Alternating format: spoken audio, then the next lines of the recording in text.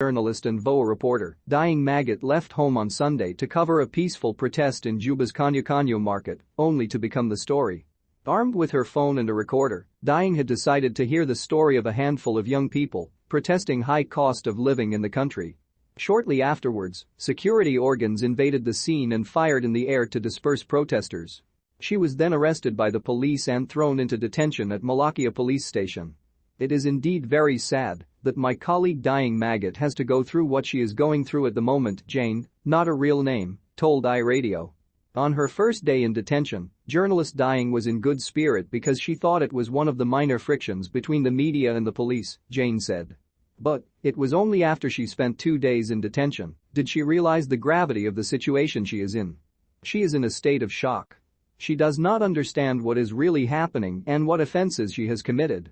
The first day, she was strong because she thought it was something small that might end in one day. But then things started to become more complicated for her, and that's when she felt it is really something big.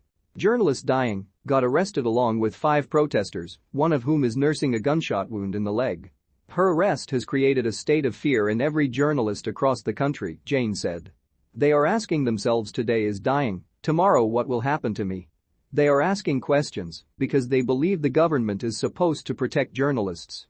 And if at all, Diing has committed a crime, since she was arrested in line of her duty, they should have referred the case to the media regulatory body, the media authority, for them to handle the issue. iRadio has learned that she has been transferred to Juba Central Prison, pending an investigation that the police say could end in days, weeks, or months. The journalist who has been following the case of her colleagues said the police investigator charged Diing with possessing her only working tool, a recorder. Diing has been charged in possession of a gadget in her possession to record criminal activities. This gadget that they found in Ding's purse is a recorder. Of course, Diing is a journalist. The only gadget that they found was a recorder in her pound at that time. Her hair has been shaved, and when the police arrested Diing and took her to interrogation, she was slightly beaten and slapped. But until now, it is not clear when are they taking Diing to court and when the police investigation is going to end. However, the Committee to Protect Journalists quoted the police as saying the detained reporter has not been charged.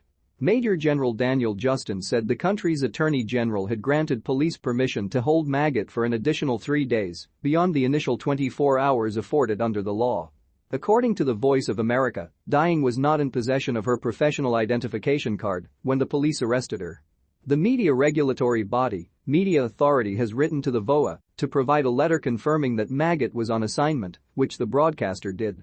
"We are extremely distressed by the arrest of Diing Magot," VOA Public Relation Officer Anna Morris said, and added, "We are asking South Sudan authorities for the immediate release of our journalist." Following her arrest, the U.S. Embassy in Juba called on authorities to release Magot, noting that she was arrested while covering a peaceful protest. "We affirm the right of journalists to seek information and share their findings with citizens is an integral part of a free, strong, and democratic society," the embassy said in a statement. South Sudan is said to have a history of limiting freedom of the press, including harassment and arbitrary detention of journalists when authorities disapprove of their work.